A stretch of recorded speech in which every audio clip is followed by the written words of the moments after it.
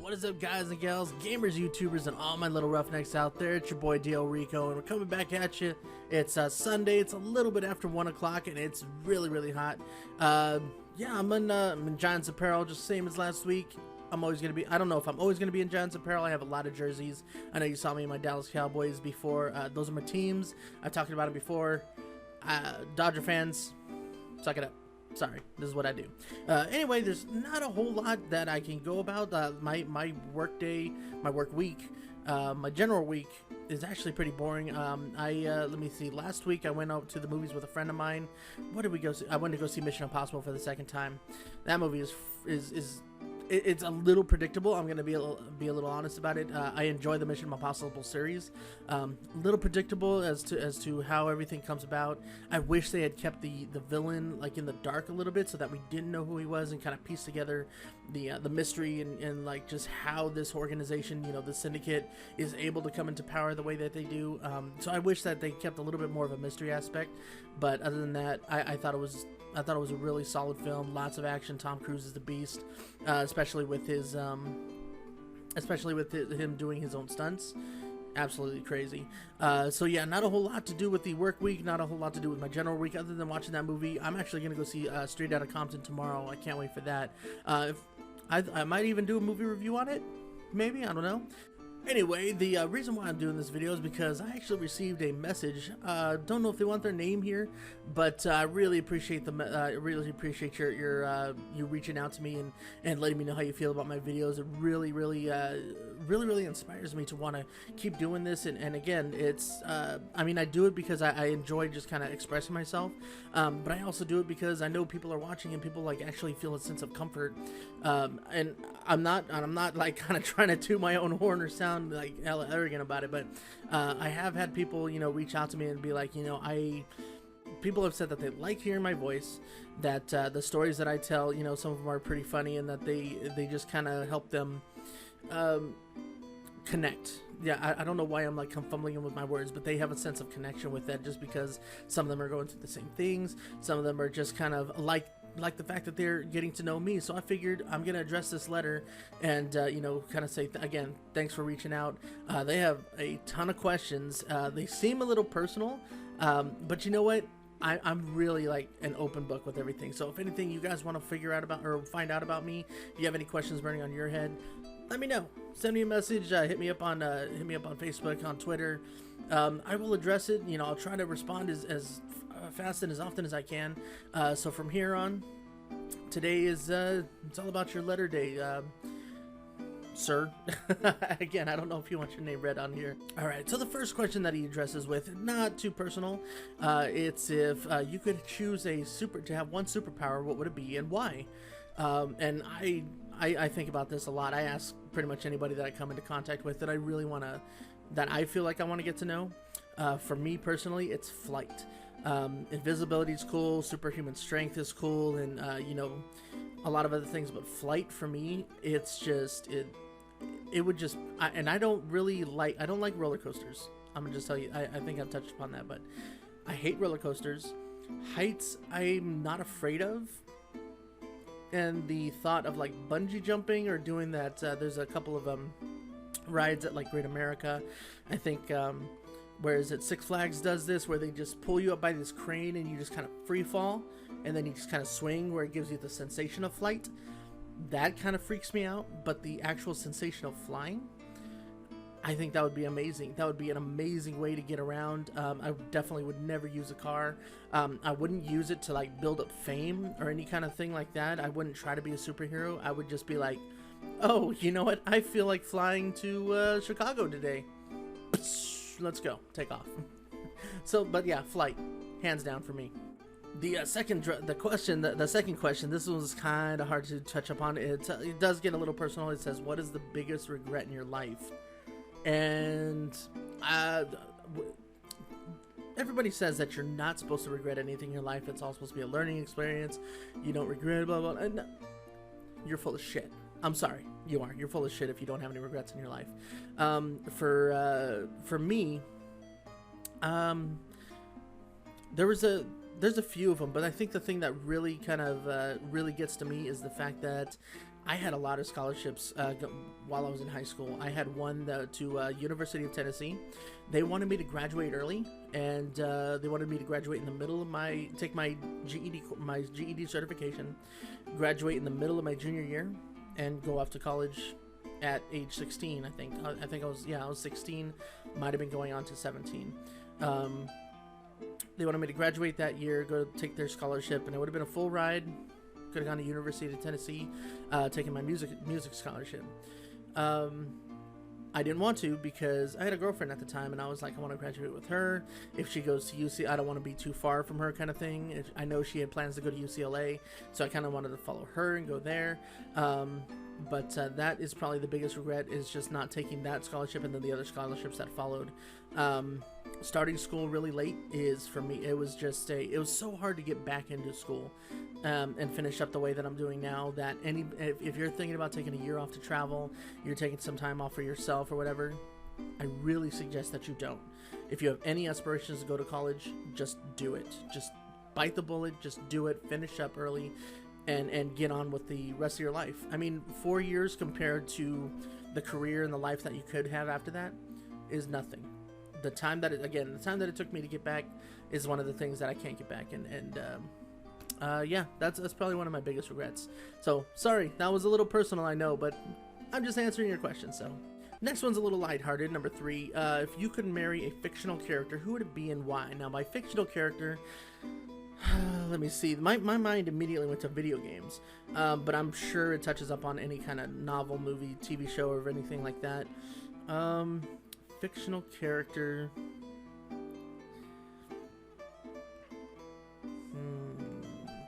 Fictional character. You would think it would be a princess, but they're so high maintenance, I don't think I would want a princess.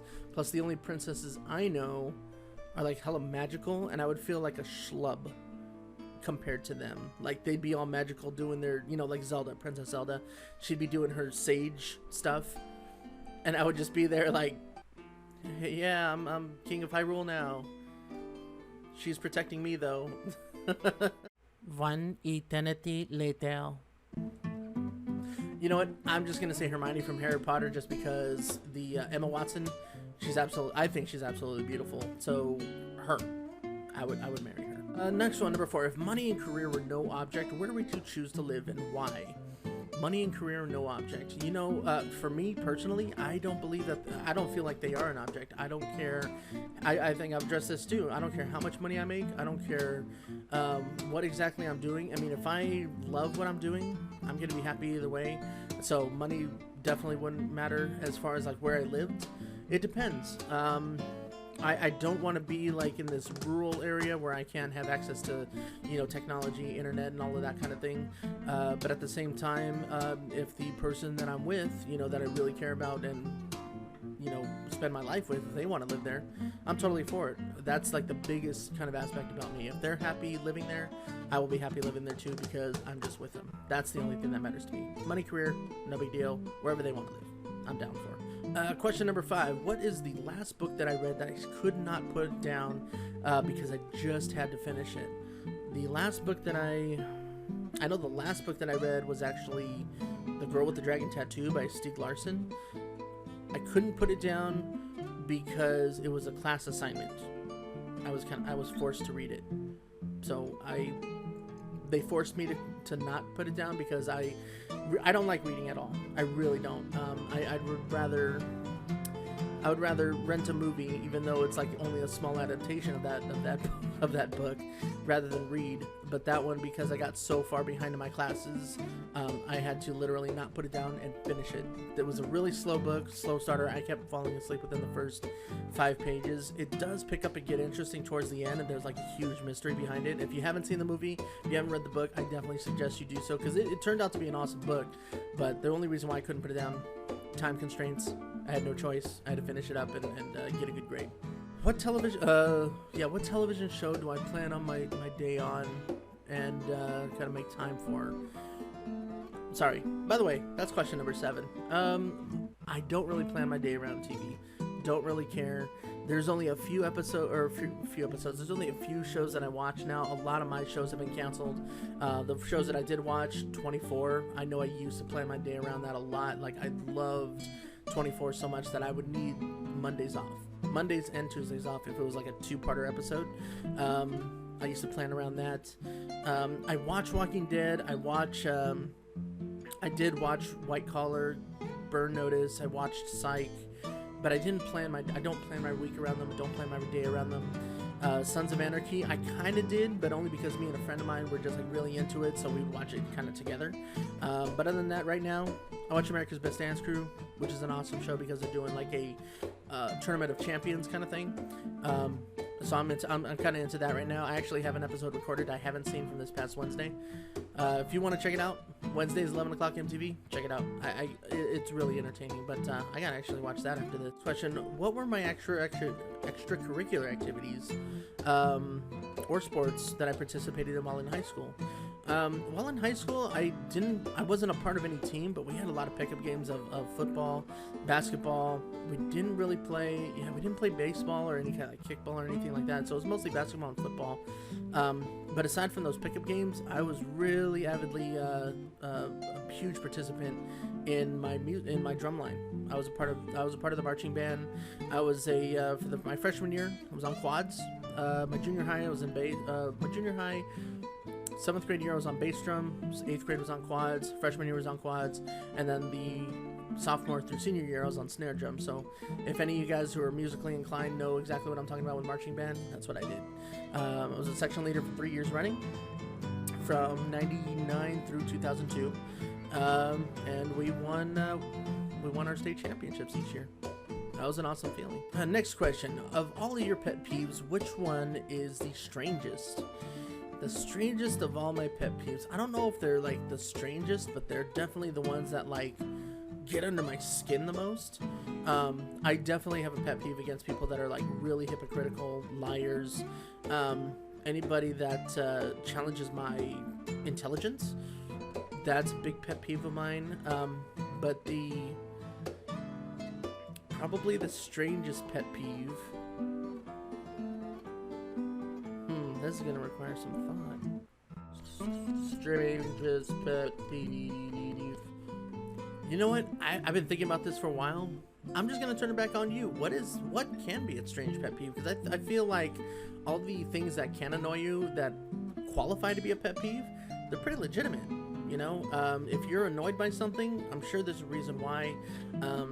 People that chew with their mouth open, I know a lot of people that upsets them. I kind of grew up around it, so it's kind of bothersome, but at the same time, I'm just kind of used to it. So yeah, what qualifies as strange pet peeve? Because if you can point one out, you know, let me know, put it in the comments below. I might be able to agree with that, but off the top of my head, I have no idea. Like, I have an OCD thing where if I'm eating like candies, like Reese's Pieces or little small things, I have to eat them in equal increments. So like if I have 4, I'll have 2 on each cheek. I have like a little OCD about that. So maybe if there's like 3 left in the bottom, that might throw me off a little bit. But that's an OCD thing. That's not a pet peeve. And even then, I would just kind of like bite the last one in half and then... Anyway, I don't know. Let me know in the comments what your strangest pet peeve is. Next question. Is it better to beg for forgiveness or to ask for permission? That is actually a really great question. And for me, it is definitely better to ask for permission. If you have to think to yourself, this is one of those scenarios where they're gonna get mad about it, and they're not gonna like it. They'll probably they're gonna say no if I ask. It's better just to get over with, ask. And of course, I'm not talking about like I'm not even talking about with parents kind of thing. If parents say no, there's usually a reason behind it. It's all about your safety when it comes to your parents. But if you're talking about your friends, like let's say if my guy friend is into a girl and I want to ask her out, I'm not gonna go behind his back. I'm not gonna go up to her and try to throw my game out there and go behind betray his trust for that, because I've had that happen to me. Totally sucks. When the trust is lost on that kind of level, especially with whatever kind of friendship you've had and how long you've known each other, it's very hard to get it back. So definitely better to ask for permission, because even if they say no and they're very adamant about the way they disagree about it, it's better to at least have that kind of respect and trust for one another to do that, even if you're going to pursue it later. Because eventually the friend, if they're a good friend, they're just going to turn around and be like, you know what, I kind of overreacted. She's not into me. He's not into me anyway. I see you really like each other. There's a connection. Go for it. And it'll work out that way. So, you know, again, better to ask for permission. And the last question of the day, man, you had some really interesting ones. Definitely ones that make me scratch my head. Last one of the day is if I had won $1 million, what would I do?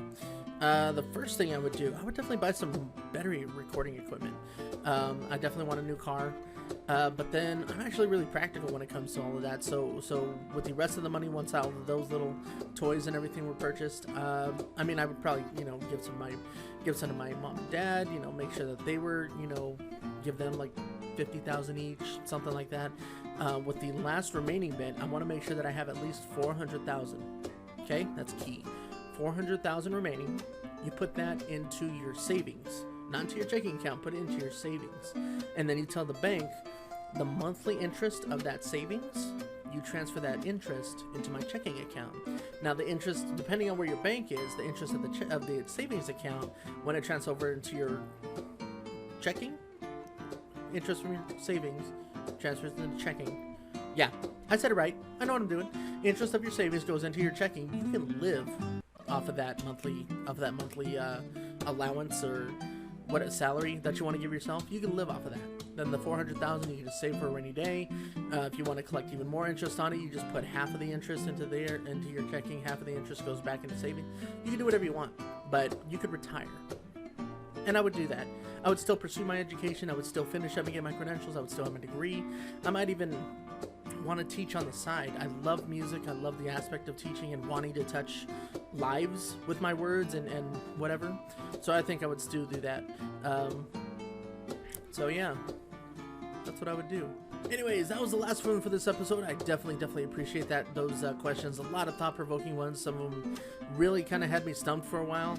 So that's why you see all the jumping around and the editing and everything going on about that way. So appreciate that. It really made my day to see that, to receive that during the week. So again, if there's anything else that you want to know about me, feel free to comment below. Feel free to send me a message through Facebook or Twitter or anything. I'll respond as fast as I can, and yeah, appreciate it.